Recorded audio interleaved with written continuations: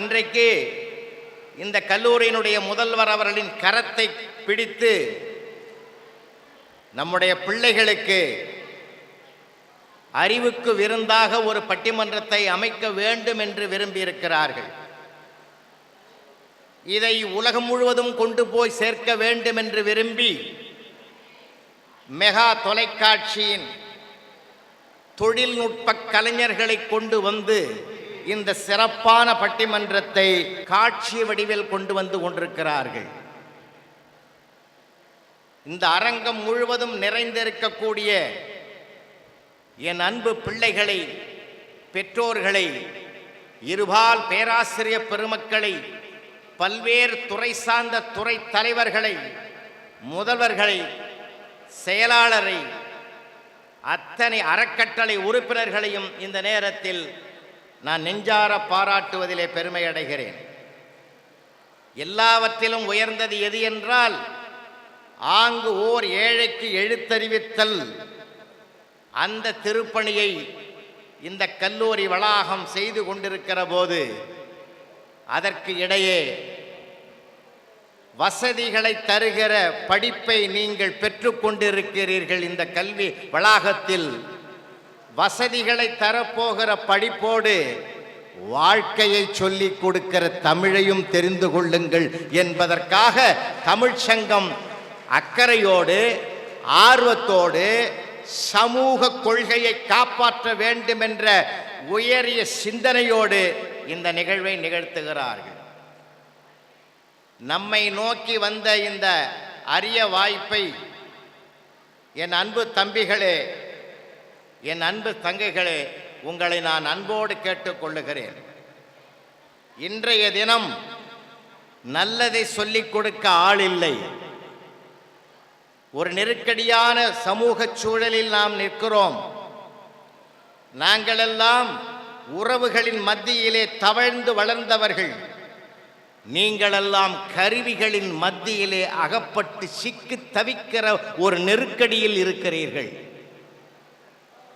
கருவிகள் பெருமை தரும், உறவுகள் தான் வாழ்க்கையை, அனுபவத்தை சொல்லிக் கொடுக்கும். அதனால் பெற்றோர்களுக்கு வாழ்வாதாரத்தை தேடிச் செல்லுகிற பயணத்தில் இருக்கிறார்கள். உங்களிடத்தில் பேசக்கூட நேரமில்லை. இந்த சமயத்தில் உங்களோடு ஒவ்வொரு நாளும் 45 அல்லது 50 நிமிடம் தொடர்பில் இருக்கிற ஒரே பெருமை, நீங்கள் கல்லூரி பள்ளி வளாகத்தில் பயிராக்கப்படுகிற போது உங்களோடு தொடர்பில் இருக்கக்கூடிய ஆசிரியர்கள் மட்டும்தான் உங்களுடைய ஆலோசகராக இருக்கிறார். அதனால அம்மா இடுப்பில் சுமக்கிறா, உறவுகளை காட்டுறா. அப்பா தோள்ல சுமக்கிறான், நாம் பார்க்காத உலகத்தையே நீ பாடுறான்னு உன்னை உயர்த்துகிறான் தந்தை. ஆசிரியர், உன்னை நான் இடுப்பிலும் தூக்க மாட்டேன், தோளிலும் சுமக்க மாட்டேன், உன் காலில் நின்று இந்த உலகத்தை பார் என்று தன்னம்பிக்கையை ஊட்டுகிறான் ஆசிரியர். சொல்லப்போனால் குழந்தை நடக்கத் தொடங்குகிற போது கை கொடுத்து உதவுங்கள், நடக்கத் தொடங்கியபின் நம்பிக்கை கொடுத்து உதவுங்கள். என் அன்பு குழந்தைகளே, சாதாரணமானதல்ல. தலைப்பு அப்புறம் இருக்கட்டும், அவங்க பேசின பிறகு நான் வர்றேன். தலைப்புக்கு முன்னால் நான் சொல்ல வேண்டியது சிலது இருக்கு. இன்றைக்கு பெண் பிள்ளைகள் அதிகமாக இருப்பதை நான் பார்க்கிறேன். ஆண் பிள்ளைகள் எல்லாம், என்னுடைய சகோதரர் ஆண் பிள்ளைகள் எல்லாம் வழக்கம் போல் பெண்களை முன்னேற்றத்தில் விட்டு பின்னால் பாதுகாப்பாக இருக்கிறார்கள். அதையும் நான் பார்க்கிறேன். அன்பு குழந்தைகளே, ஒரு ஆணாய் பிறப்பது போதும்பா,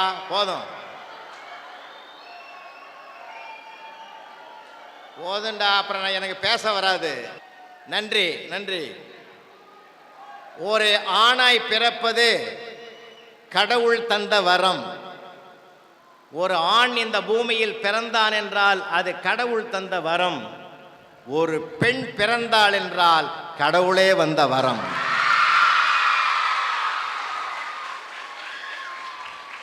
ஆக மொத்தத்தில் நம்முடைய படைப்பு அரிய படைப்பு. அரிது அரிது மானிடராய் பிறத்தல் அரிது என்றார்கள்.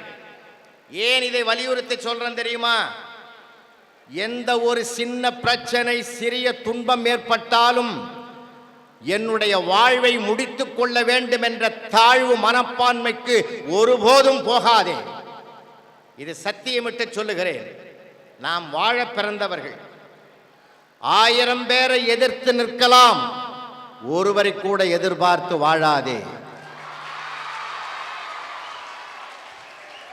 அந்த எதிர்த்து நிற்கக்கூடிய துணிச்சலை பெறு. அந்த துணிச்சல் தான் உனக்கு துணை நிற்கும். அச்சப்படாதே, ஆச்சரியப்படாதே. ஏன்னா வாழ பிறந்தவங்க நாம. காரணம் என்ன நான் சொல்லல. நீட்டு தேர்வில் எத்தனை குழந்தைகள் தன்னுடைய உயிரை விட்டிருக்கிறார்கள். உலகத்திலே அதான் படிப்பா? 1000 வசதிகள், வழிகள் இருக்கிறது வாழ்வதற்கு. ஒருவன் தன்னை அழித்துக் கொள்வதற்கு சில வழிகளை தேடுகிறானே, வாழ்வதற்கு என்று 1000 வழிகளில் ஒன்றை தேடக்கூடாதா? அதுதான் என் ஆதங்கம். அதனால நீங்க தைரியமா இருங்க, வாழ்க்கையை ரசிங்க. நீங்க எவ்வளவு நேரம் படிச்சோம்ன்றது முக்கியம் இல்லை, என்ன படித்து புரிந்து வைத்திருக்கிறோம் என்பதுதான் மிக மிக முக்கியம்.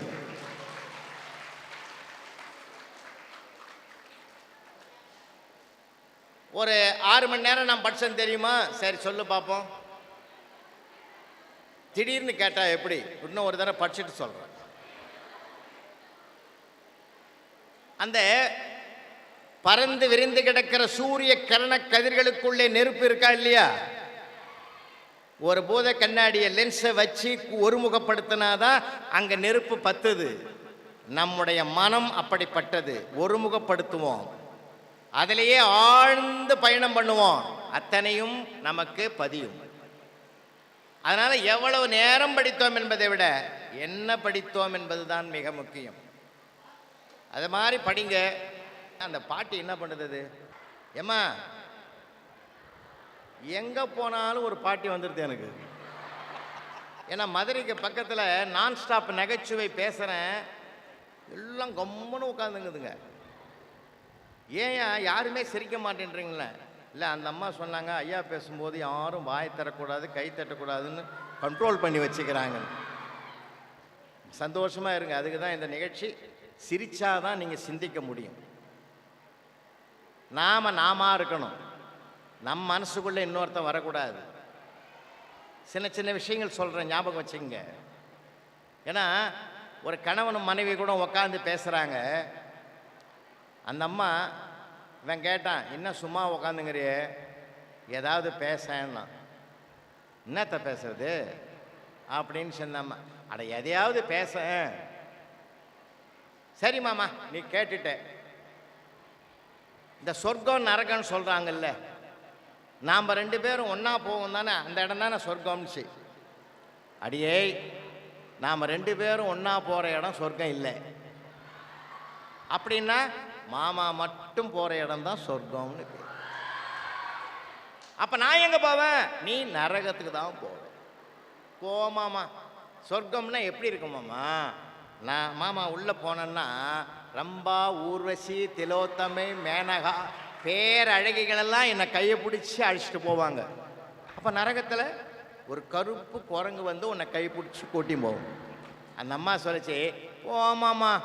அந்த அம்மா அதிர்ச்சி அடையல, அச்சப்படலை, ஆச்சரியப்படலை. மாமா, உனக்கு மட்டும் இங்கேயும் பேரழகு, அங்கேயும் பேரழகு, எனக்கு மட்டும்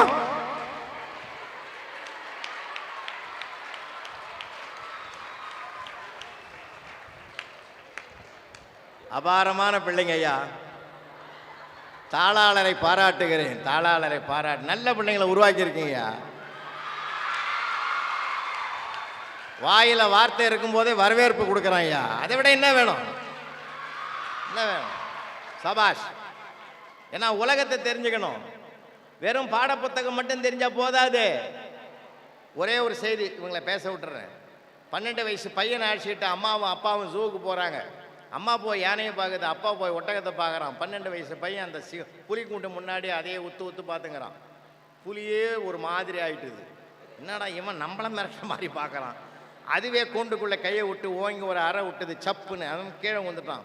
பக்கத்தில் இருக்கிற நரி கட்டுது. நன்றி கட்ட புலி அவன் யாரையுமே பார்க்காம ஒன்னதானே பார்த்தான். எதுக்கு அவனை மயக்கம் போடுற அளவுக்கு வாயை மூடு. அவன் என்ன பார்த்து என்ன பிரயோஜனம்? 1 மணி நேரமாக என்னை உத்து பார்த்து என் காதாண்ட வந்து எம்மாம்பெரிய பூனைன்றான். அவனை பூனை எதுன்னு தெரியல, புலி எதுன்னு தெரியல. நீங்கள் படிங்க, மார்க் வாங்குங்க, உங்கள் உறவுகளை தெரிஞ்சுக்குங்க, உங்கள் நண்பர்களை தெரிஞ்சுக்குங்க, இந்த உலகத்தை தெரிஞ்சுக்குங்க. நிஜமா சொல்றேன். நாளைக்கு இதே செஞ்சு மண்ணுக்கு சொந்தக்காரர் அவர். அடிக்கடி இங்கே வருவார். உலகம் முழுதா விமானத்தில் பறக்கிறாரு. ஆனால் இந்த மண்ணில் செஞ்சு பஸ் ஸ்டாண்டில் அவர் கவிதாசன் இதழில் வந்தார்னா, ஐயா வணக்கம் நல்லா இருக்கிறீங்களா ஒரு வார்த்தை கேட்டேன்னா, அவர் தமிழ்ச்சங்கம் நடத்துவதற்குரிய முழு பெருமையையும் அவர் அடைந்து விட்டார் என்று நான் கருதுகிறேன். மறக்கக்கூடாதுயா, மறக்கக்கூடாது. ஒவ்வொரு சின்ன சின்ன சேவையில் தான் பெரிய பெரிய மகிழ்ச்சி இருக்கிறது. சின்ன சின்ன நன்றியில் உலகத்திலே தலை சிறந்த தெய்வீக கொள்கை எது தெரியுமா? நன்றி உணர்வும் மன்னிப்பதும். இந்த 2 தெய்வீக குணங்கள் ஒருவனுக்கு வாய்க்க பெற்று விட்டால் வாழ்க்கை சிகரத்தை தொடும். வாழ்க்கை சிகரத்தை தொடும். ஆசை, களவு, கோபம் கொண்டவன் பேச தெரிந்த மிருகம். அன்பு, நன்றி, கருணை கொண்டவன் மனித வடிவில் தெய்வம்னா, நாம் மிருகமா நாம் தெய்வமா? எது தீர்மானிக்கும்? என் உணர்வுதான் என்னை தீர்மானிக்கும். உறவா நட்பா? உறவே என்று பேசுவதற்கு கும்பகோணத்திலிருந்து வருகை தந்திருக்கிற சசிகுமார் ஜெயா தொலைக்காட்சியில் அதிகமாக பட்டிமன்றத்தில் பங்கேற்ற பெருமைக்குரியவர். பக்கத்தில் இருக்கிற அஞ்சலி அற்புதமாக பேசும். எங்களுக்கு இல்லாத ஒரு திறமை இரையாற்றல் அவனுக்கு கொடுத்துருக்குது. நல்லா பாடும், நல்லா பாடும். எங்கள் வீட்லேயும் பாட்டு சத்தம் கேட்கும். அவ பாட்டுக்கும் பாடுவா. அது மாதிரி சத்தம் கேட்கும். அழகா பேசும், உங்களுக்கு பிடித்த மாதிரி பேசும் அஞ்சலி. இந்த பக்கம் அன்பு, பேரே அன்பு, பேரே அன்பு. வேலூரிலிருந்து சொல்லெடுத்து வந்திருக்கிறார் மலர் அம்பு. நிறைய வெயிட்டை தூக்கின்னு வந்ததுனால கீழே விழுந்து அந்த கை கொஞ்சம் இதுவாயிருக்கு. ரொம்ப அருமையான பிள்ளை, எனக்கு ரொம்ப பிடித்த பிள்ளை. பட்டிமன்றத்தில் எப்படி பேசணும் என்ற பாங்கறிந்து பேசக்கூடிய ஆற்றல் படைத்தவர். கலைஞர் தொலைக்காட்சியில் லியோனி தலைமையில் நிறைய பேசியிருக்கார். முந்தா நாள் தான் நானும் லியோனிலாம் ஒரு கூட்டத்தில் பேசணும். பக்கத்தில் இருக்கிற நித்யபிரியா மக்கள் தொலைக்காட்சியில் சிறப்பு தமிழ் அமுதத்தை வழங்கி கொண்டிருக்கிற அழகான பேச்சாளர். சிரிப்பும் சிந்தனையும் கலந்து சிகரத்தை தொடுகிற அளவுக்கு பேசுவார். பாடுவீங்களா? பண்ணீங்களா? பாடுவாங்களா? பாடுவாங்க. சரி சரி. இல்லை பாட முயற்சிக்கிறாங்களான்னு. ரொம்ப அழகான பேச்சாளர்கள் உங்களுக்கு வாய்த்திருக்கிறாங்க. அதில் கூட கவிதாசன் அவர்கள் ஒரு இன்டர்வியூ வச்சு தான் எங்கிட்ட இந்த பேரெல்லாம் வாங்கினார். எப்படி பேசுவாங்க? அதுதாங்க ஒரு பொறுப்பு. பொறுப்பு என்பது கிடைத்த வாய்ப்பு. அந்த வாய்ப்பை சரியாக செய்கிறோம். அதைத்தான் அழகாக செஞ்சுருக்காங்க. இப்போ பட்டிமன்றம் தொடங்குது. எங்கள் பேச்சு ஜெயிக்கணும்னா அது உங்கள் கையில் தான் இருக்கு. உங்கள் கையில் தான் இருக்கு.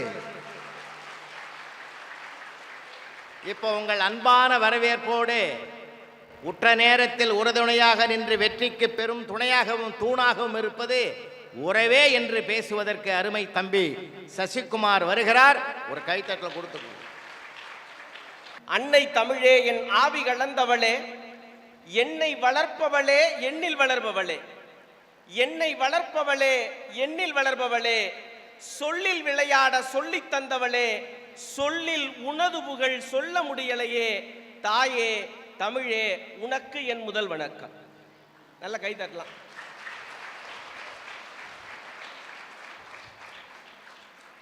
அழகிலே விரிந்த நெற்றி, அழகிலே விரிந்த நெற்றி, அறிவிலே முதிர்ந்த தோற்றம், விழியிலே அன்பு தேக்கம், விழிப்பிலே பாசத்தாக்கம், மொழியிலே தோய்ந்த நெஞ்சம், முத்தமிழ் நாவில் கொஞ்சும், எங்கள் பட்டிமன்ற டான் டான் டான் நடுவர் அவர்களே. ஐயா, நல்ல வேளை விக்ரம்னு சொல்லாம இருந்தாரு. ஏன்னா அந்த படத்தை பார்த்துட்டு சில பசங்கள்லாம் கத்தியோட தெரியுறான். யாருக்கு அடுத்தாவது பார்க்கலாம். பெண் பிள்ளைகள் சிரிச்சா அழகு. பொதுவா பெண் பிள்ளைகள் சிரிச்சா அழகு. ஸ்ரீரங்க பூபதி கல்லூரி மாணவிகள் முறைச்சாலே அழகு.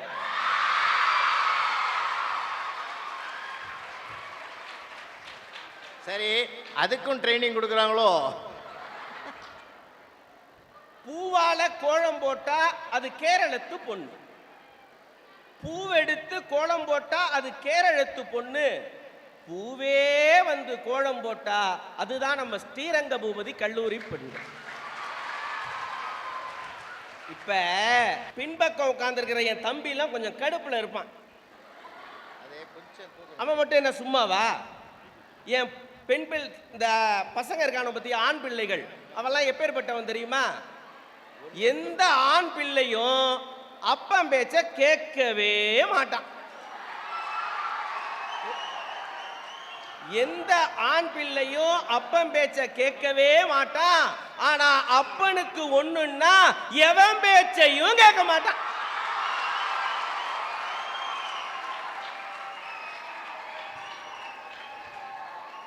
நடுவர் ஐயா ஒரு நல்ல தலைப்பு கொடுத்திருக்கிறார். இளைஞர்களுடைய முன்னேற்றத்திற்கு யார் காரணம், உறவா நட்பான்னு கொடுத்திருக்கிறீங்க ஐயா. நட்புக்கும் உறவுக்கும் ஒரே ஒரு வித்தியாசம் உண்டுங்க. நட்பு சிரித்து மகிழ வைக்கும், ஆனால் உறவு சிந்தித்து உயர வைக்கும் என்பதை நீங்கள் மறந்து விடக்கூடாது. இந்த ஏன் நான் சிரிக்கிறத பத்தி சொல்றேன் அப்படின்னா, பசங்கனாலே ஒரு ஜாலிங்க ஐயா, சந்தோஷமா இருக்கணும். இப்ப நான் ஒரு கல்லூரியில பேராசிரியரா இருக்கிறேம்மா. பையன்கிட்ட போய் கேட்டேன், டே உனக்கு கவிதை எழுத தெரியுமா அப்படின்னு கேட்டேன். எப்படி சார், சொல்லுங்க சார் அப்படின்னா. ஆகா கேட்டுட்டானே அப்படின்ட்டு நான் சொன்னேன், கவிதை எழுதுறது ரொம்ப சுலபம்டா, நான் சொல்ற மாதிரி எழுதினா நீனு கவிங்கண்டா, சரி சொல்லி தொலைங்க அப்படின்னா. நான் சொன்னேன், வெயில் காலம் வந்தது, காலுக்கு செருப்பு வாங்கலாம் என நினைத்தேன், நினைத்தேன் நினைத்தேன் வெயில் காலம் போய்விட்டது. மழை காலம் வந்தது, குடை வாங்கலாம் என நினைத்தேன், நினைத்தேன் நினைத்தேன் மழை காலம் போய்விட்டது. குளிர்காலம் வந்தது, போர்த்திக் கொள்ள போர்வை வாங்கலாம் என நினைத்தேன், நினைத்தேன் நினைத்தேன் குளிர்காலம் போய்விட்டது. கடைசி பெஞ்சில் ஒரு பையன், நம்ம பையன் மாதிரி ஒருத்தர் எந்திரிச்சு, இந்த கவிதையை நான் முடிக்கிறேன் அப்படின்னு சொன்னாங்க ஐயா. சரி சொல்லுடான்னு. அவன் சொன்னான், தேர்வு காலம் வந்தது, புத்தகம் வாங்கலாம் என நினைத்தேன், நினைத்தேன் நினைத்தேன் தேர்வே முடிந்து விட்டது. இந்த ஒரு ஒண்ணு இல்லைங்கய்யா, அன்னைக்கு ஒரு வீட்டுலமா அப்பாவும் பொண்ணும் பேசிட்டு இருந்தாங்க ஐயா. வீட்டு வாசல்ல அப்பாவும் பொண்ணும் பேசிட்டு இருந்தாங்க. அந்த நேரம் பார்த்து அந்த பொண்ணோட பாய் ஃப்ரெண்ட் அவளை பார்க்க வந்துட்டான். வந்தோடனே இந்த பொண்ணு எப்படி சமாளிச்சா தெரியுமா? வாடா ரமேஷ், அப்பா வீட்டில் இருக்கிறார் அப்படிங்கிற புக்கை வாங்கத்தானே நீ வந்த? நல்லா கேட்டுக்கணும். அந்த பொண்ணு சொல்றா அவன்கிட்ட, வாடா ரமேஷ், அப்பா வீட்டில் இருக்கிறார் அப்படிங்கிற புத்தகத்தை வாங்கத்தானே வந்த? உடனே அவன் சொன்னான், எங்கே காத்திருப்பது என்கிற புத்தகத்தை தான் நான் வாங்க வந்தேன். அவன் உடனே சொன்னான், அந்த புத்தகம் என்கிட்ட இல்ல, மாமரத்தடியில் காத்திரு அப்படிங்கிற புத்தகம் இருக்கு, அதை உனக்கு தரண்டான்னா. உடனே அப்பன் கேட்டான் பொண்ணுகிட்ட, ஏமா ரமேஷ் அவ்வளவு புத்தக பிரியனாமா? ஆமாப்பா, ரொம்ப நல்லா படிப்பான்ப்பா, எப்ப பார்த்தாலும் புத்தகத்தோடயே இருப்பான்ப்பா அப்படின்னு சொன்னோன்னே அந்த அப்பங்காரன் பொண்ணுகிட்ட சொன்னா, அம்மா நீ அந்த புத்தகம் கொடுக்குற பத்தியா, அதோட சேர்த்து இந்த புத்தகத்தையும் கொடுத்துரு. என்ன புத்தகம்ப்பா? வயதானவர்கள் முட்டாள்கள் இல்லை அப்படிங்கிற புத்தகத்தையும் சேர்த்து கொடுக்குறேன். பெற்றோர்களுக்கு எவ்வளவு கஷ்டங்க. இந்த பயல்வோ சார் கொரோனா காலத்தில் படிங்கடான்னா ஒரு பயலும் படிக்கல, ஆனா கவிதை மட்டும் நல்லா எழுதுனான் சார். கொரோனா காலத்துல ஐயா எங்க ஊர்ல ஒரு பையன் ஒரு கவிதை எழுதினான், கொரோனாவும் காதலும் ஒன்று. அட பாவி பையில, கொரோனாவும் காதலும் ஒன்றா எப்படிறான்னு கேட்டேன். இரண்டுமே உயிர்கொல்லிகள், இரண்டிற்கும் இடைவெளிதான் பிரச்சனை, இரண்டிற்கும் இடைவெளிதான் பிரச்சனை. அடுத்தது எழுதியிருக்கான், காதல் விழி கொண்டு இதயத்தை தாக்கும், கொரோனா சளி கொண்டு நுரையீரலை தாக்கும். ஆதலால் கடைசியா முடிச்சிருக்காங்க ஐயா, ஆதலால் பெண்ணே நீ கோவாக்சினாக அல்லது கோவிஷீல்டாக அட்லீஸ்ட் கபசுர குடிநீராகவாவது வந்து என் காதல் எனும் கொரோனாவை கொல்லுன்னா நான் சொன்னேன், நீ கொஞ்சம் தள்ளி நில்லு. சார் இப்பெல்லாம் மாறி போச்சு சார். இப்ப பாடுற பையன் என்ன பாட்டு தெரியுமா பாடுறான்?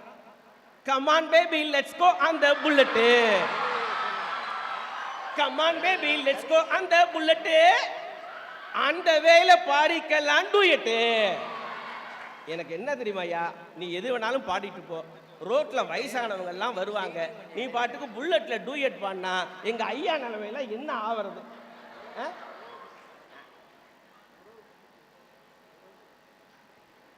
சார் உங்களுக்கு எளிமையா சொல்லணும் அப்படின்னா, இந்த நட்புக்கும் உறவுக்கும் என்ன வித்தியாசம்னா, நட்பு வந்து மகிழ்ச்சிக்குரியது, ஆனால் உறவு என்பது வளர்ச்சிக்கு உரியது. நீங்க ஒன்றும் மறந்துடக்கூடாது. ஒரு எளிமையான ஒரு சம்பவம் நிகழ்வு, பஞ்சாப் மாநிலத்தில் ஜலந்தர் உயர் நீதிமன்றத்தில் மிகப்பெரிய ஒரு கூட்டம். என்னடா அன்னைக்கு ஏதாவது ஒரு முக்கியமான தீர்ப்பை அந்த நீதிமன்றம் தர இருக்கிறதா என்று சொன்னால் நிச்சயமாக இல்லை. ஆனால் நிருபர்களுடைய கூட்டம் அலைமோதி கொண்டிருக்கிறது.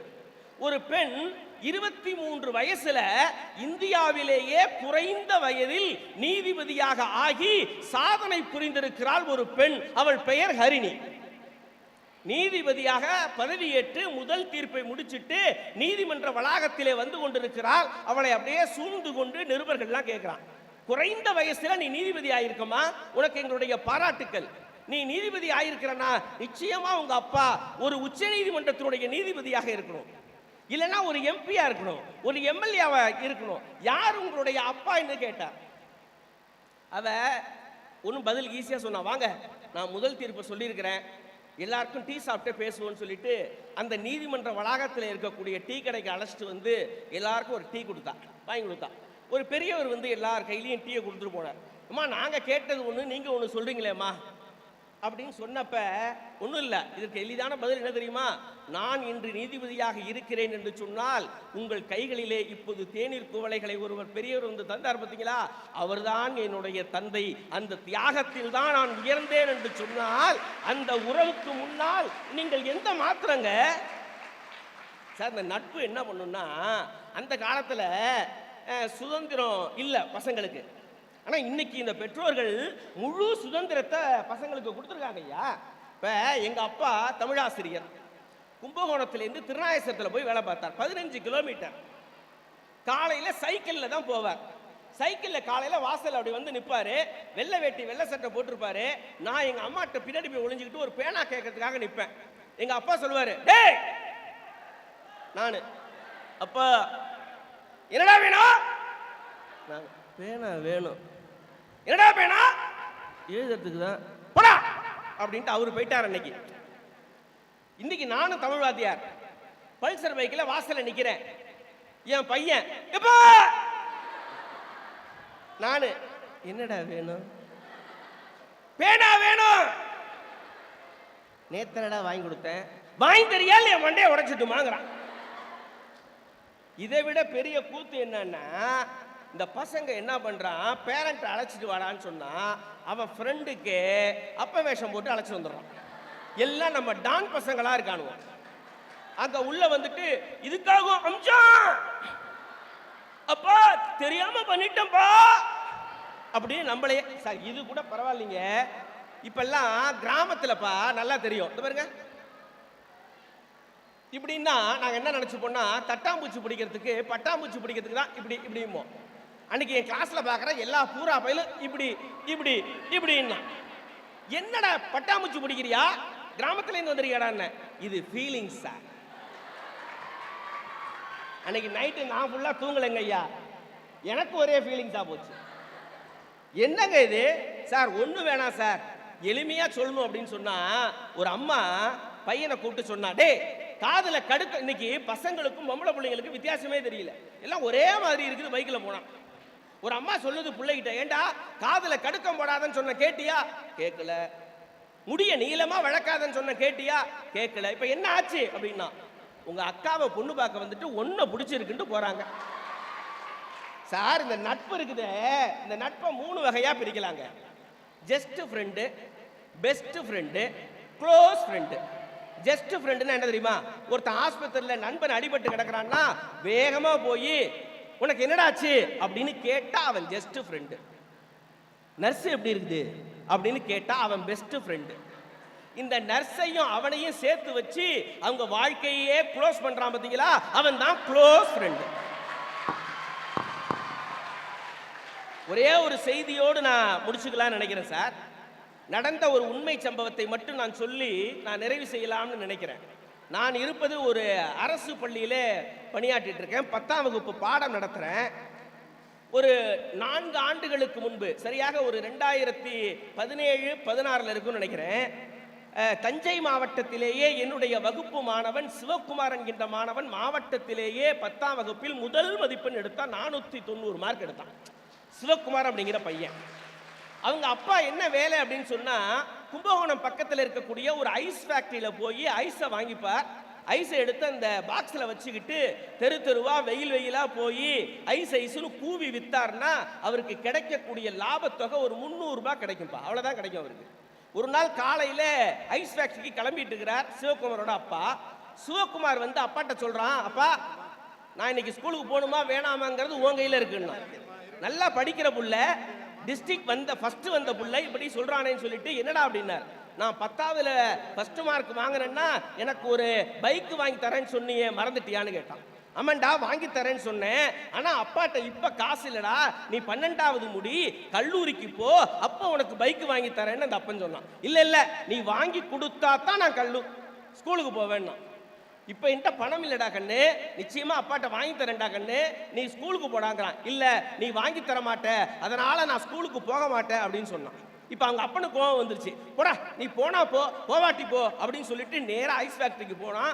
ஐஸை வாங்கிக்கிட்டான். வெயிலா கூட்டமா இருக்கிற இடத்துல எல்லாம் ஐஸை வித்துட்டு சாயந்தரம் அப்படி இறங்கி சைக்கிள் அப்படியே தள்ளிட்டு வந்து தெரு முனையில இருக்கக்கூடிய ஒரு டீ கடையில் டீயை குடிச்சிட்டு சைக்கிள் அப்படியே தள்ளிட்டு வரான். ஒரு பெரிய மரம், மரத்துக்கு பின்னாடி அந்த சிவகுமார் ஒழிஞ்சுக்கிட்டு நிற்கிறான். அப்பா பார்க்குறான், பையன் மாதிரி இருக்கே அப்படின்னு சொல்லிட்டு, சிவகுமார் என்னடா இங்கே நிற்கிற சிவா அப்படின்னு கேட்டான். நீ ஸ்கூலுக்கு போலியான்னா? போலன்னா. வீட்டுக்கு போனியா? போக மாட்டேன்னா. ஏன்டான்னா? நீ தான் எனக்கு பைக் வாங்கி தர மாட்டேன்னு சொல்லிட்டீங்க, அப்புறம் எதுக்கு நான் போகணும்? நான் ஸ்கூலுக்கும் போக மாட்டேன், வீட்டுக்கும் வர மாட்டேன்னா. அப்பதான் அப்பன் சொன்னான், இல்லடா உனக்கு நான் பைக் வாங்கி தரேன், தயவு செஞ்சு போடான்னா. இல்லை நீ வாங்கி தர மாட்டேன், உன்கிட்ட தான் காசு இல்லைன்னு சொல்லிட்டியே, நீ எப்படி எனக்கு பைக் வாங்கி தர முடியும்னு சண்டை போட்டான். அப்பதான் அப்பன் பைக்கு மேல பையன் ரொம்ப ஆர்வமா இருக்கிறத தெரிஞ்சுக்கிட்டு சொன்னா, அம்மா நகைய அடகு வச்சாவது உனக்கு பைக் வாங்கி தரேன்டா கண்ணு, தயவு செஞ்சு போடான்னா. இப்போ இவன் சொன்னான், நிச்சயமா வாங்கி தருவியா?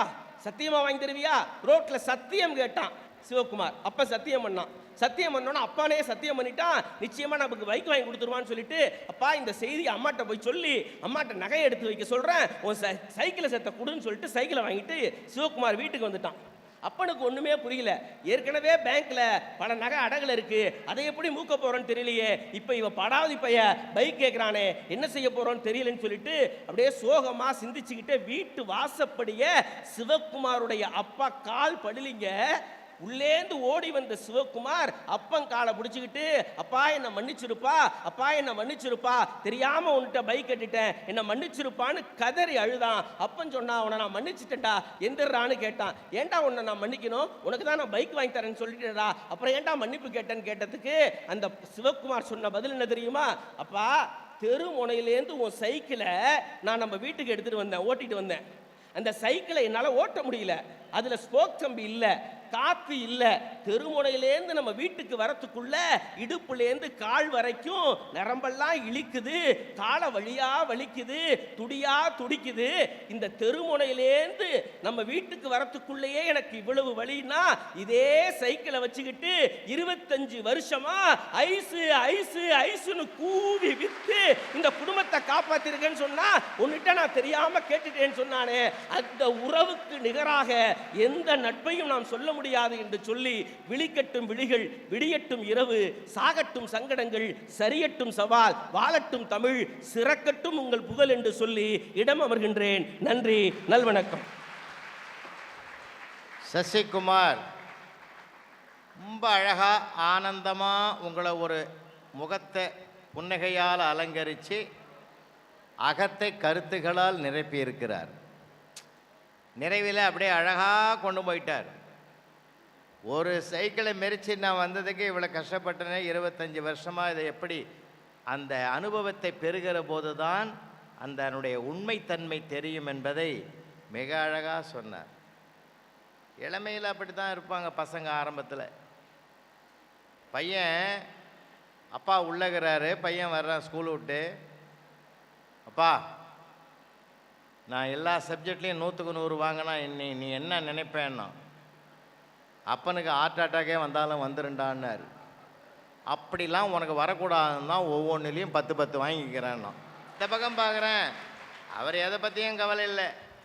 பாகப்பிரிவினை சிவாஜி மாதிரி ஏன் பிறந்தாய் மகன் என்ற மாதிரி கையில் ஒரு கட்டை போட்டு உட்காந்துங்கிறார்.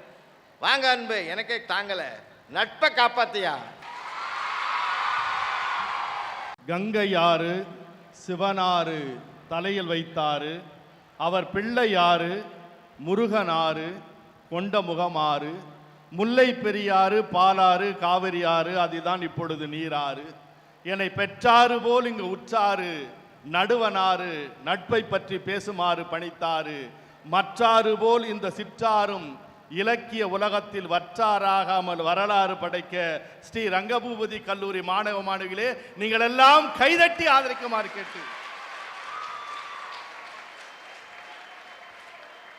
அகிலத்தின் அனைத்து நாடுகளிலும் அன்னை தமிழ் உணர்வை சின்னத்திரையின் வாயிலாக விதைத்து வருகிற வண்ணத்தமிழ் நாயகனாக இருக்கிற நாடறிந்த நெற்றமிழ் நாவலர் புலவர் ஐயா அவர்களே, அதற்காக அவரோடு பட்டிமன்றம் நான் பேச வரவில்லை.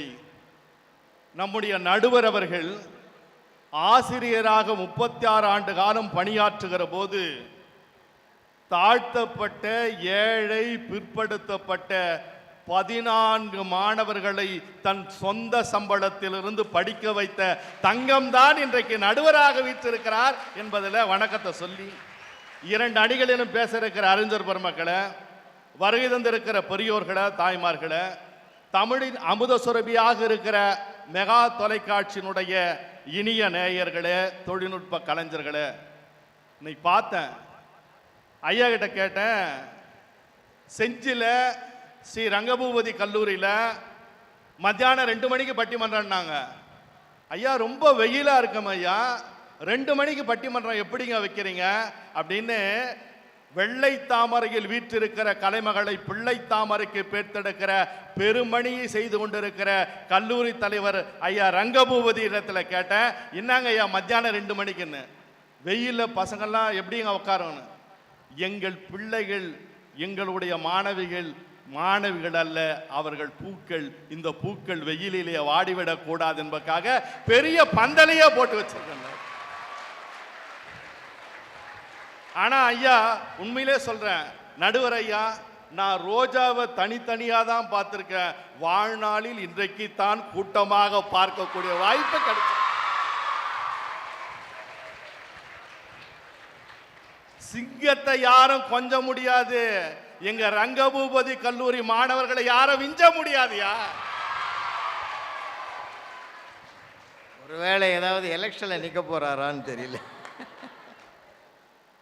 தமிழ் நீரும் உமிழ்நீர் ஆக்கி அகமதாபாத் தமிழ்ச்சங்கத்தில் என்னை வரவேற்று அவர் கொடுத்த நினைவு பரிசு இன்னைக்கும் இருக்குது. எங்க அண்ணனுடைய கவிதாசன் அண்ணன் அவர்களுக்கும் தமிழ்ச்சங்கத்துக்கும் பாராட்டுக்களை தெரிவித்துக் கொண்டு, நடுவரவுல திருப்பதினா லட்டு, திருநெல்வேலின்னா அல்வா, திருப்பாட்சின்னா அருவா, வேலூர்னா வெயில், காட்பாடினா ரயில், துறப்பாடினா ஜெயிலு, செஞ்சினா கோட்டை. ஸ்ரீ ரங்கபதி கல்லூரி என்றால் நல்ல நட்பின் அடையாளமாக இருக்கிற பிள்ளைகள். இங்க நான் கேட்கிறேன், அப்பா சைக்கிள் வாங்கி கொடுக்க தேவையில்ல, அப்பா கஷ்டப்பட தேவையில்ல. அவன் மனதை ஏன் தெரியுமா தேத்திக்கினா, நான் பைக் ஓட்ட வேண்டும் என்கிற ஆசையை என் தந்தை நிறைவேற்றாவிட்டாலும் என் நண்பன் என்னை பைக்கிலே அழைத்து செல்வான் என்கிற நம்பிக்கையா. நான் சொந்த பைக்கா ஓட்டி கத்துக்கினேன், ஃப்ரெண்டோட பைக் ஓட்டி தான் கத்துக்கினேன். நடுவர்களே, நான் ஒன்றும் சொல்றேன், சொந்த உறவுங்கிறீங்களே, இந்த நிகழ்ச்சிக்கு புறப்படணும்னு பைக்கை தள்ளங்க. என் பையன் வந்து அப்பா ஸ்டாப் பண்ணான். டே, ரொம்ப நாள் கழிச்சு இப்போதான்டா நிகழ்ச்சிக்கு போகிறேன், ஏன்டா ஸ்டாப்புங்கிறேன்னா, அப்பா எனக்கு ஒரு நாய் வாங்கி தாங்கப்பான்னா. நான் ரொம்ப அடக்கமாக இருப்பேன், நடுவர் மாதிரி, அவர்கிட்ட கற்றுக்குந்து. வீட்டில் ரொம்ப அடக்கமாக இருப்பேன், மேடையில் வேகமாக பேசுவேன். நான் தான் இருக்கேன்னா எதுக்கடா நாய் என்ன? சமயக்கட்டிலேருந்து உறவு எங்கள் மனைவி சொல்கிறா, நல்ல நாயா கேட்குறேன் வாங்கி கொடுங்க. உறவு நாயா சொல்லுது. நடுவர்களே, நீங்கள் ஒன்று சொன்னீங்க ஆரம்பத்தில் முன்னுரையில் சொன்னீங்க ஐயா. ஐயா, நடுவர் அவர்களேன்றதை கொஞ்சம் நிறுத்தி சொல்லுங்க ஐயா. நல்ல நாய் வாங்கணும் நடுவர் அவர்களேன்னு அது ஒரு மாதிரியா இருக்கு. நீங்கள் ஒன்று சொன்னீங்க, தாய், நான் பெருமை தாயை குறைச்சி பேச மாட்டேன், தாய் இடுப்பிலே சுமப்பாள், தந்தை தோளிலே சுமப்பான், ஆசிரியன் சுமக்க மாட்டான், உன் காலில் நிற்க சொல்லுவான்னு. ஆனால் நடுவர்களே, தந்தை தாய் இடுப்பில் சுமப்பாள், தந்தை தோளில் சுமப்பான், நண்பன் மட்டும்தான் இதயத்தில் சுமப்பான் என்பது வரத்தோட.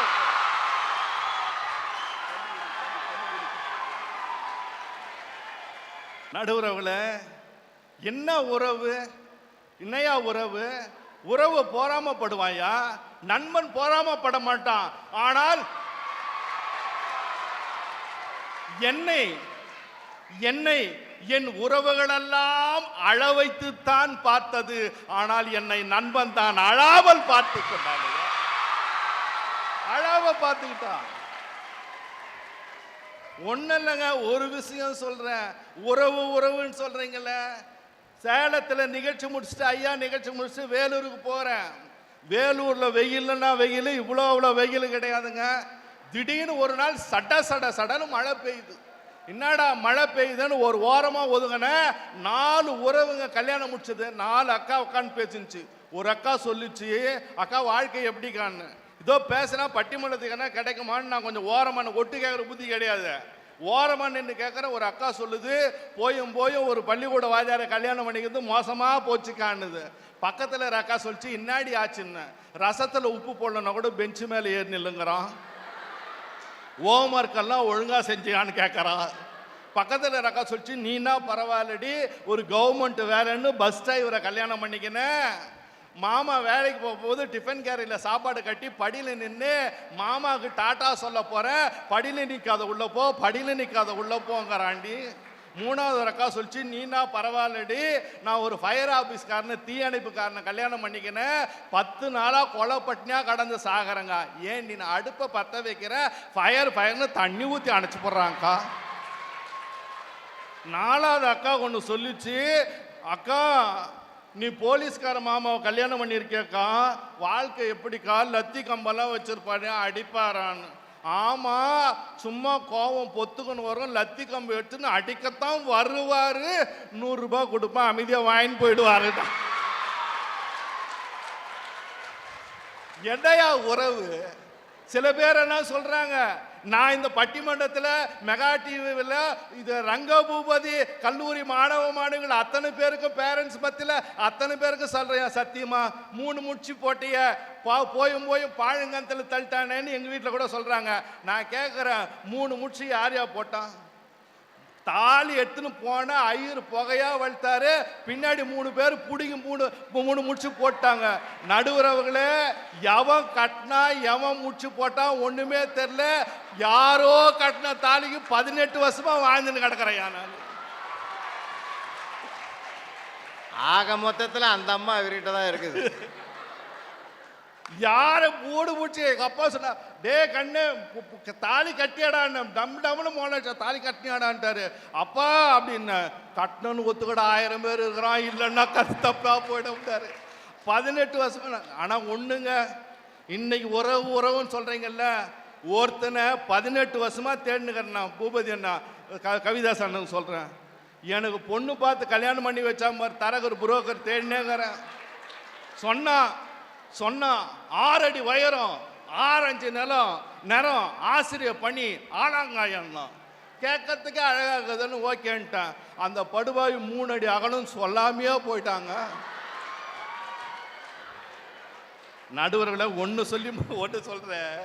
என்னென்ன நட்புங்க, நட்பை போல உயர்ந்தது கிடையாது. ஏன்னா உறவு என்பது சாதியை பார்க்கும், நட்பு என்பது சாதிக்க பார்க்குங்கிறதா.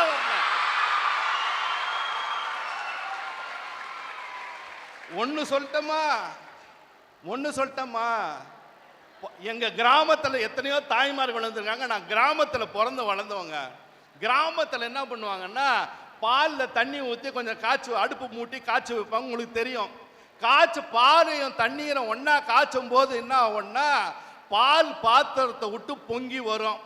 அப்போ நம்ம தாய்மாருக்கு என்ன பண்ணுவாங்க, கொஞ்சம் தண்ணி எடுத்து தொளிப்பாங்க, அடங்கிரும். அது என்ன தெரியுங்களா, அதுக்குள்ளே நான் ஒரு நட்பை பார்க்குறேன். என்னன்னா, பால் வேறு தண்ணீர் வேறு, இரண்டும் ஒன்றாக கலந்திருக்கிற நட்பு இருக்கிறது. அந்த நட்பை தீ மூட்டி பிரிக்க நினைக்கிற போது தண்ணீர் ஆவியாக போவோம். அப்போ பால் என்ன பண்ணும், என்னோடு இருந்த தண்ணீர் நண்பா என்னை விட்டு பிரிந்து போகிறாயான்னு பாத்திரத்தை விட்டு பொங்கி மேலே வரும். தாய்மார்கள் என்ன பண்ணுவாங்க, தண்ணி தெளிப்பாங்க, பிரிந்து போன என் நண்பா மீண்டும் என்னை சேர்ந்து விட்டாயேன்னு அடங்கிடும். அடங்கிறது மட்டும் நட்பு இல்ல, தன்னை பிரித்த நெருப்பை பொங்கி அணைக்குமே, அதுதான் அங்க நட்பாக இருக்குது. நான் ஒண்ணு சொல்றேன், முழுகாத ஷிப் எந்த ஷிப்னா அதுதான் ஃப்ரெண்ட்ஷிப். முழுகாத ஷிப் அதுதாங்க ஃப்ரெண்ட்ஷிப்பா இருக்க முடியும். ஒன்று சொல்றேங்க, இன்னும் இப்போ திங்கக்கிழமை ஸ்கூல் திறந்தாங்கல்ல, நமக்கெல்லாம் ஸ்கூல் இன்னைக்கு திங்கக்கிழமை பசங்களுக்கெல்லாம் திறந்துட்டாங்கல்ல. ஒருத்தன் ரொம்ப வம்படியா என்ன பண்ணா, என் பையனை தனியார் ஸ்கூலில் படிக்க வைக்க மாட்டேன், கவர்மெண்ட் ஸ்கூலில் தான் படிக்க வைக்கணும்னு அடம் முடிச்சு கவர்மெண்ட் ஸ்கூலில் சேர்த்தான். முதல் நாள் சேர்த்த உடனே என்னாச்சுன்னா, அந்த பையன் என்ன பண்ணா, பக்கத்தில் இருக்கிற பையன் சாக்லேட் கொடுங்கன்னு கடிச்சிட்டான். உடனே அந்த பையன் அமைதியாக இருந்துட்டான். நட்பு இல்லை. வாத்தியார் சொன்னார், டே முதல் நாளே பக்கத்தில் இருக்கிற பையன் சாக்லேட் கொடுக்குன்னு கட்சியடா நான் ஏன்னாரு. உடனே ஸ்கூல் விட்டு வந்த உடனே அப்பா கேட்டாரு, ஸ்கூல் என்னடா நடத்தினாங்க. அப்பா வாத்தியார் ஒரு நாய் என்ன இருப்பான், நாய் என்ன நான் உனக்கு டாக்னா தான் தெரியும், நாயின்னு சொன்னா இருப்பான். உடனே அப்போ சொன்னா, டே நாயின்னா என்ன பண்ணான், ஒன்றும் இல்லைந்தா நான் தாண்டா நாய், குடும்பத்துக்காக லோலோன்னு உழைச்சி கஷ்டப்படுறேனே நான் தாண்டா நாயினார். மறுநாள் செவ்வாய்க்கிழமை போனா ஸ்கூல்ல இந்த பெஞ்சுக்கு அந்த பெஞ்சுக்கு குத்தா சரியான பேயா என் கிளாஸ்ல மாட்டினேடா பேய் என்னாரு. அப்பா வாத்தியார் பேய்ங்கிறாருப்பா, பேய்னா என்ன பண்ணா, ஒன்றும் இல்லை நான் நாயா உழைக்கிறேன், உங்க அம்மா பேயா கத்துறாளே அவதாண்டா பேயினார். மறுநாள் 1 2 3 சொல்லி கொடுத்தாரு, சொல்லவே இல்லை, சரியான முண்டமா என் கிளாஸ் மாட்டினேடா முண்டான்னாரு. அமைதியா வீட்டில் இருந்தோம். ஏன்டா அமைதியாகிற, என்னடான்னு சொன்னாச்சு ஸ்கூல்ல. அப்பா வாத்தியார் முண்டங்கிறாருப்பா. முண்டம்னா என்ன பண்ணான், தலை எல்லாத்துக்கு பேரெல்லாம் முண்டம் தாண்டா, நம்ம வீட்டில் இருக்கிற கட்லு சேரு டேபிளுக்கெல்லாம் முண்டம் தாண்டா பேருனா. அப்போ கட்லு சேரு சோபெல்லாம் முண்டமானா. ஆமாண்ணா. மறுநாள் ரைம் சொல்லி கொடுக்குறாரு, சொல்லவே இல்லை. வாத்தியாருக்கு ரொம்ப கோவம் வந்துட்டு நங்குன்னு தலையில் ஒரு கொட்டு கொட்டி சரியான தண்டமா என் கிளாஸ்ல மாட்டினியாடா தண்டமேன்னாரு. அப்பா ஸ்கூலுக்கே போக மாட்டோமா, வாத்தியார் தண்டங்கிறாருப்பா அப்படின்னா. தண்டம்னா ஒன்றும் இல்லைடா, நான் நாயா உழைக்கிறேன், உங்க அம்மா பேயா கத்தரா, நம்ம சொந்தக்கார உறவெல்லாம் ஓசியில சாப்பிட்டு போறானே அவன் தாண்டா தண்டனார். மறுநாள் மழை வந்துடுச்சு. அப்பா மார்க்கெட்டுக்கு கடை வீதிக்கு போயிட்டு இருந்தாரு. அம்மா பாத்ரூம் குளிச்சுன்னு இருந்தாங்க. அந்த பையன் காம்பவுண்டு சுவரை பிடிச்சிக்கினா வீட்டு கேட்டை பிடிச்சின்னுக்கிறான். அந்த நேரம் பார்த்து உறவு சொந்தக்காரங்க 4 பேர் வந்துட்டான். உடனே அந்த பையன் சொல்றான், வாங்க தண்டங்களா வாங்க, முண்டத்துல உக்காருங்க, நாய் கடைக்கு போய்க்குது, பேய் குளிக்குதுங்கிறாயா. அந்த அளவுக்கு இன்னைக்கு இருக்கிறதுன்னா என்னய்யா? நான் சொல்றேங்க நண்பன் யார் தெரியுமா? உன் முழுமையான, நல்ல கவனிங்க இந்த இடத்துல, உன் முழுமையான இதயத்தை உறவினிடத்தில் கொடு, உடைத்து கொடுப்பார்கள். உன் உடைந்த இடத்தை நண்பனிடம் கொடு, முழுமையாக்கி கொடுப்பான் என்பதுதான் நட்பு. என்னையா இது? இன்னைக்கு பார்த்தீங்கன்னா என்ன நடக்குது? நண்பன் யார் தெரியுமா? தன்னை பற்றி பேசுவதை விட தன் நண்பனை பற்றி பேசுவவன் தான் அதிகமாக இருக்கிறான் என்பதை மறந்து விடக்கூடாது. ஆனால் தான் சொன்ன, நான் ஒன்று சொல்லி முடிக்கிற நடுவர்களே, இன்னைக்கு பார்த்தீங்கன்னா துரியோதனன் கர்ணனுக்கு இருக்கிற நட்பு இருக்கிறது, அது சாதாரண நட்பு அல்ல. ஆனால் நான் இருந்தேங்க ஹாஸ்டல்ல சென்னையில் படித்தேன். என் நண்பன் இருந்தா என்ன தெரியுமா சொன்னா, டே நண்பா, நீ எங்க இருந்தோ வேலூர்ல இருந்து வந்த, நான் எங்கேயோ கிருஷ்ணகிரியில இருந்து வந்த, 2 பேரும் இன்னைக்கு பிரிய போறோம். கடைசி எக்ஸாம், கடைசி நாள்ல பிரியும் போது கைகோத்து சொன்ன, டே உன்னை எப்படா பார்க்க போறேன்னு. கவலையே படாத, செப்டம்பர்ல சந்திக்கலாம். ஏன்னா அந்த அளவுக்கு ஒரு நட்பு உறுதி. இன்னொன்னு சொல்ல போனா ஒன்னு சொல்லிட்டேங்க, என்கிட்ட என்னோட நண்பன் முரளிங்க, அவன் தேங்காய் எண்ணெயை தான் நான் தடைக்குவேன், அவன் சோப்பை தான் நான் போட்டுக்குவேன். எங்க அப்பா ஒரு விவசாயி, அறுவடை பண்ணி பிறகுதான் பணத்தை கொடுப்பாரு, ஃபீஸ் கட்ட பணம் இருக்காது. அவங்க அப்பா செலவுக்கு அனுப்பிச்ச பணத்துல எனக்கு ஃபீஸ் கட்டுவரம் தான் என் நண்பன் முரளிங்கிறத இன்னைக்கு சொல்றேங்க. கடைசி நாள் ஆட்டோகிராஃப்ல எழுதி வச்சேன், எழுதி கொடுத்த என்ன தெரியுமா? என் நண்பன் முரளி, அவன் அரளி கொடுத்தாலும் அன்பு அருந்துவான் என்று எழுதி வைத்தன்னா அதுதானங்க நட்பு. இதோடு முடிச்சுக்கிறேன். இந்த பெண்கள் இத்தனை பேர் உட்காந்துக்கிறீங்களே, இவ்வளவு சந்தோஷமா இருக்கிறீங்களே, ஆனா நீங்க பிரிஞ்சு போயிடுச்சு, இந்த நட்பு போயிடுச்சுன்னா எவ்வளவு வருத்தப்படுறீங்க தெரியுமா? ஒரு கிராமத்தில் 2 சகோதரிகள் ஒன்னா இருந்தாங்க. அவங்க பிரியும் போது பிரிஞ்சு வேற ஊருக்கு போயிட்டாங்க. அவங்க எழுதினாம், ஆத்தோரம் பூத்த மரம், ஆணை அடங்க மரம், கிளையெல்லாம் கூடு கட்டி கிளியடையும் புங்க மரம், புங்க மரத்தடியில் பூ விழுந்த மண்வெளியில் பெண் பார்த்த சிறு வயசு பெண்ணே நினைவிருக்கா? சிரிக்கும் அவ பாவாடை சீக்கிரம் அவருதுன்னு இறுக்கி முடி போட்டு எங்க ஆத்தா கட்டிவிட, பட்டு சிறுகயிறு பட்டையிடம் பொன்னாக இடுப்பு தடத்தில் நீ எண்ணெய் வச்ச நினைவிருக்கா? கருவாட்டு பானையிலே சிறுவாட்டு காசு எடுத்து கோணாறு கடை தேடி குச்சைசு ஒன்று வாங்கி நான் திங்க நீ கொடுக்க நான் திங்க கலஞ்சி ஐசு குச்சி கலர் கலரா கண்ணீர் வடிக்க வீதி மணலிலே 2 துண்டால் விழுந்துடுச்ச நினைவிருக்கா? வெள்ளாறு சலசலக்க வெயில் போல நிலவடிக்க பல்லாங்குழி ஆடுகையில் கால் கொலுசு நீ துளிக்க கொடுவாப்பா கிளவின்னு கேவி நீ அழுக என்னோட கால் கொலுசு எடுத்துனக்கு மாட்டிவிட்டு எங்க வீட்டில் போய் நக்கு பத்த நினைவிருக்கா?